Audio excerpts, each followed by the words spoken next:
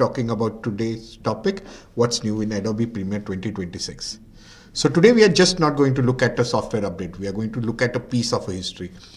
As of January 2026, Adobe has officially dropped the word Pro from the name. It is now simply Adobe Premiere. But why this change? Because Premiere is now an ecosystem like desktop, mobile and cloud. Today, we'll trace how we got from 160 by 20 resolution in 1991 to an AI-generated object mask in 2026. In the early days of year 1991 to 2023, Premiere 1.0 started on a Mac with no Pro yet. We were editing at a tiny resolution. In 2003, Premiere Pro was born with a total code rewritten.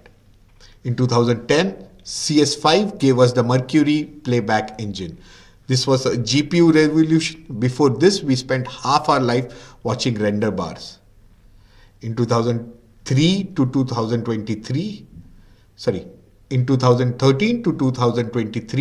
we moved to a subscription model. We gave a birth to Lumitic colors and the first AI tool like auto reframing in 2020 and text-based editing 2024. In 2025, the Firefly integration happened. Last year, Adobe Sensei involved in Firefly gave us generative extent, the ability to literally grow a clip longer than it was filmed. We're going to look at it in the further sessions. So Adobe Premiere 2026. Gone are the days of frame-by-frame rotoscoping. It was just hover, click, and Premiere builds a mask that tracks automatically. It 20x faster than the old engine. The pen, rectangle, the Eclipse tool finally got a glow up. We now have a dynamic bleisure curves and on-screen control that feels much more fluid from a relight or a blurring. We'll again watch this practically in further of our session. The Frame IO 4 panel is now inbuilt in the UI. We can have our mood board from Firefly board directly drag to our timeline. So let's have a look at this in the software practically. So let's start with the feature that's going to save you a lot of time, the AI object mask. Previously, if I wanted to isolate a character to color grade them separately, I would have to draw a mask, track it manually, or send it to After Effects for rotobrush.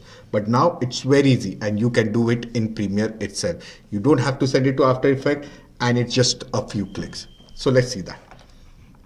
So I've already created a project. Now let's add a few clips to this. Yes, I'll drag and drop a few clips. Let's see what I want to work on.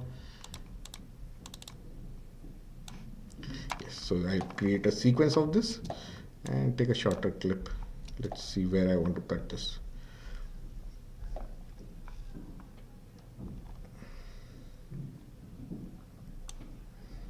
Great. So I want to cut it somewhere here. We delete the further. And next thing I want to do is select the clip and look for the object mask tool. So if you find it here, if you are not able to find it, just give a long press to this. This dialog box will pop up and you can select it from here. Okay. Make sure your clip is selected. Go to the program monitor and select your character. So if you see, once I place it on the character, it gets highlighted. It gets highlighted. Okay. So I'll click on this and it's been highlighted. Great. Next thing I want to do is go to Effect Control. Under Effect Control, you'll see an unassigned mask, and that you will see an object mask 01. So we have created just one mask. Before that, I want to show you that you can add also by just clicking on this. I want to add this. So this is being added to the mask. But if I want to minus it, you can press Alt and click on certain thing that has been highlighted, that is mask, and it gets removed as well. Okay. Okay, back to the effect control panel. You will see an unassigned mask. Under that, you will see an object mask 1. Copy that, paste it right here. Okay, I can add the hand also, but I don't want to do that because I'm going to add a text just to his head, behind his head. So so this works for me. So I have no need of masking all the adding this and whatnot. Okay, so I've created a mask. Let's add a text to this. I added a text by pressing Ctrl T, and I'll go to this, select this and write interview, and say I'll select semi-bold. This works for me. Pop-ins is what I generally work with. Okay, so move. I'll move this behind his head. I'll set it somewhere this size. Great. Next thing I want to do is duplicate this clip by pressing Alt and drag it to the topmost layer. Great. Now you'll see this. I want select my bottommost video layer.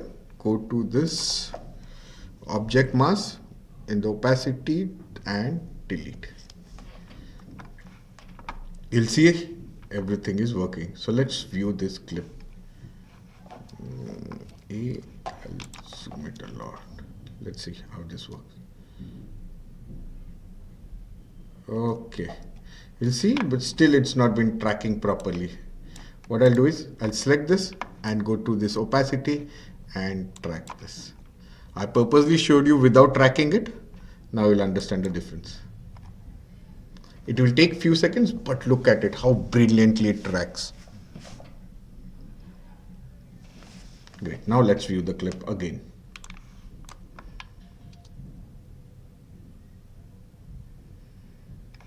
Much better difference.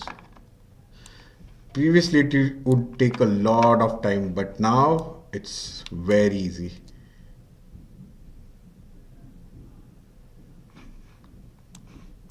Great. Great. You saw how a great tool this is. There are endless possibilities you can do with this tool. So first thing you can do is object isolation for the graphics that we already done. Background replacement, we're going to do it. Clean up work, changing the hue of an element, we'll see that as well. Placing CGI element, selecting motion blur or sharpening, tracking outline or shapes. Photoshop stylization, brightening edges for highlighting, creating silhouettes and background effects, memory distortion effects, time distortion, AI generation integration, music visualization, and double exposure effects. So many things you can create through this just one tool, and that too in a few clicks. So just a great tool to use, and 2006 has just been a very, I think so this is one of the best upgrades ever. So now let's see a second clip. Let me create a sequence from that. This is the clip I want to work. So it's a plain background. It's very easy to change, but still by using this tool, how we can change that, we'll see this. Okay, I'll create a sequence.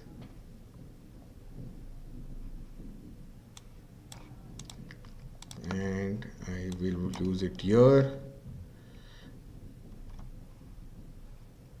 Okay, this is great. Zoom this. Next thing, again, object mask tool. I'll select, make sure the clip is selected, go to my start frame and select. Great. Now let's track this. Now again, copy this. Firstly, copy it and place it in the opacity. Copy and paste it in the opacity. Now let's track this. Let's see how it tracks this.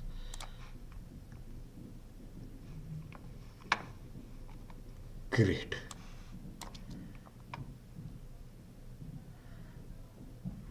Too good. Okay, so let me add a background to this. Let me download first a background.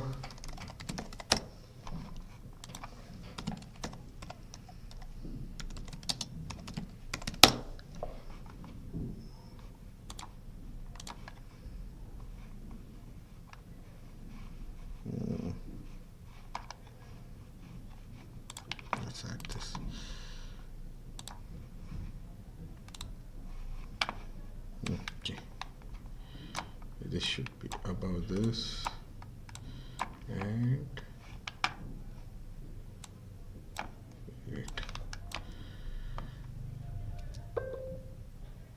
great. Let me feather this a little bit and put a Gaussian blur to this effect, and this is way too much of amount.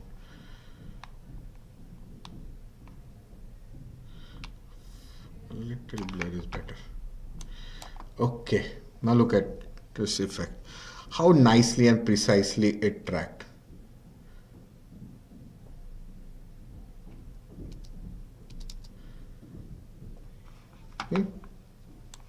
Perfectly. So we saw a background change. Let us try a different one more way. The color isolation thing. So again, I'll go to my project. I'll look for a clip. And yes. Okay, great.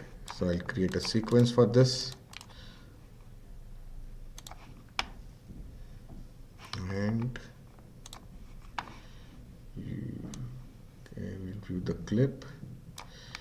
I purposely again took this clip. You will see why in few seconds. Great. Okay. So again, I'll zoom this. Again, the same method. Go to this, select a clip, go to your object mask tool, make sure clip is selected, select the rows. I want to isolate this, and done. Again, I want to track this. So effect control, before tracking it, copy it to, no, let's track it here. Let's see what happens. Okay, great. You see, there are some elements that is missing. Again, I'll go to tint. I just want to highlight the rows. I'll apply that to here.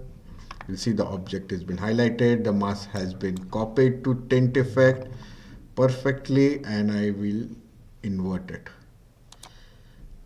Okay, great.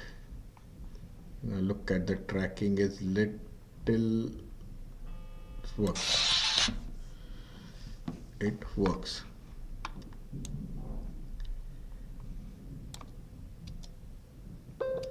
Okay. Great. So next thing is, let us view this.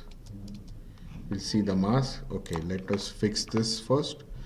I will expand it a little, and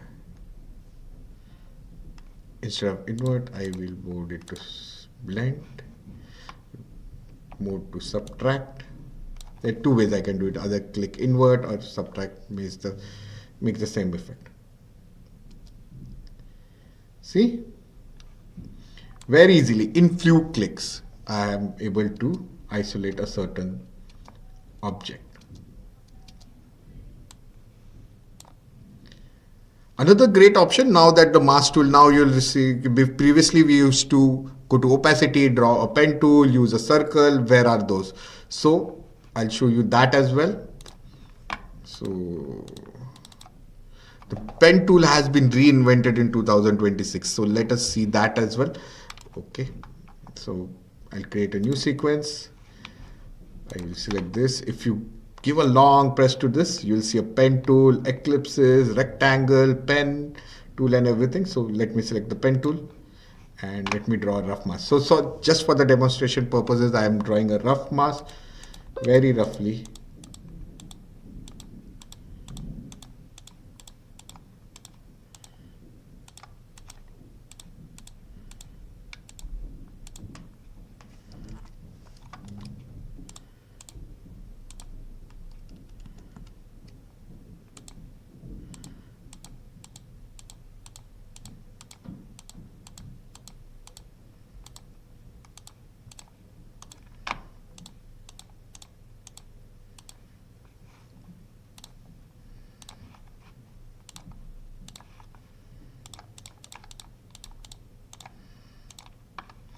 Okay, so I've drawn a mask. You cannot no longer see an option here to draw a mask, which you used to see in previous versions.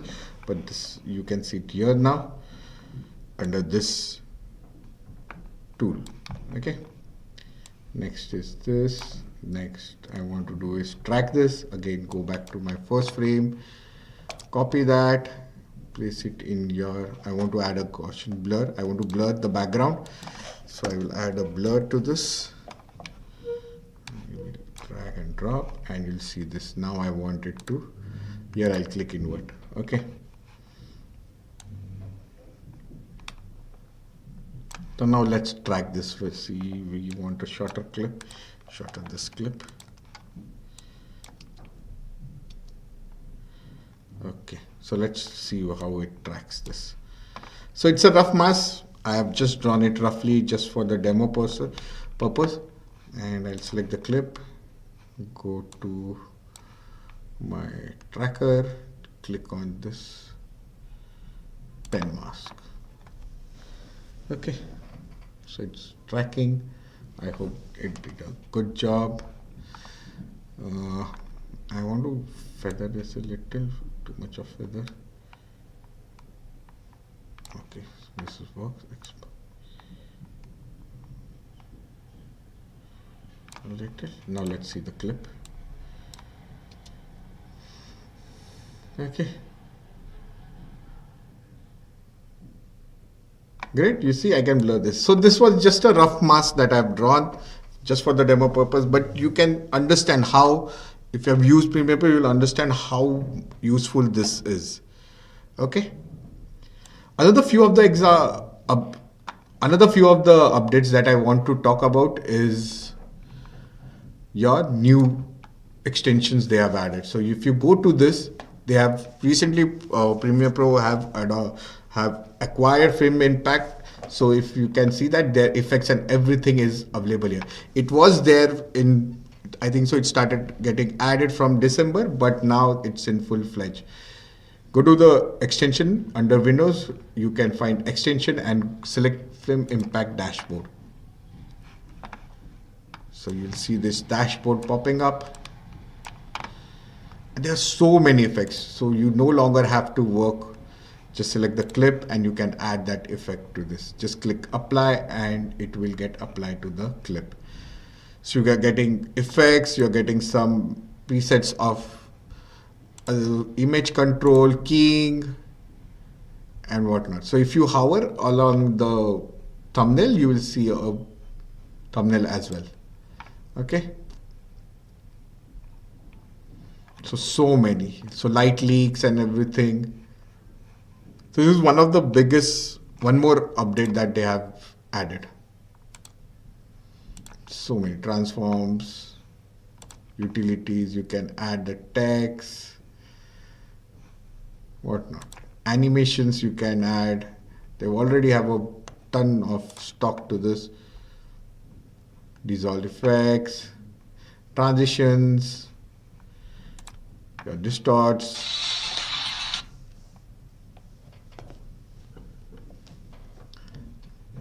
Your lighting, blurs, slides, smart toolbars, text, transformer and wipe. So many have been added. All you have to do is go to Windows and it's an inbuilt now, and every since 2005 only it was added, but now it's in your extension board as well. So extension, and you can find the Film Impact Dashboard. This is another update. One of the greatest update that I think so is working is if you apply a default transition. Previously I have to select the transition, go to effect control and adjust it from here. Now you can adjust it from here as well. You don't have to work on anything. In just few clicks, it will work. If I want to do this, great. So this is a good addition.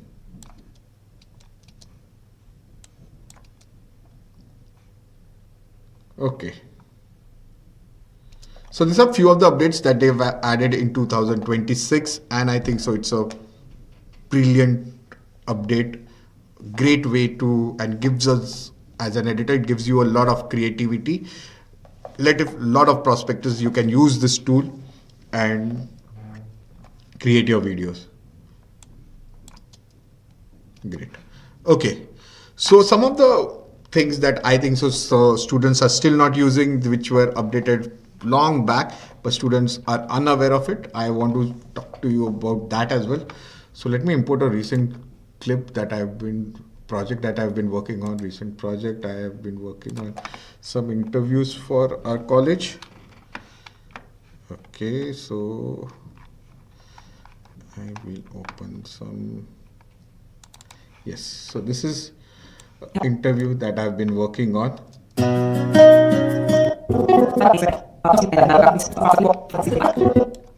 So if you see the music here, so I want to talk about the music extension tool is here. So this is, if I delete this, now I can, if say, a lot of time what happens is our clips are longer, our edits are longer, but we have a shorter music, of our clip is shorter, our videos are shorter, and we have a longer music. In that case, what you can do is simply select the music that you added, go to this, give a long press to this tool, ripple edit tool, and look for the remix tool.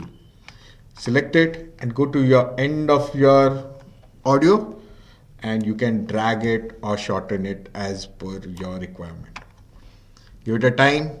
Previously you have to take it to the audition, edit it there, loop it, and bring it back to the Premiere Pro. Now it's just, you can click it here only.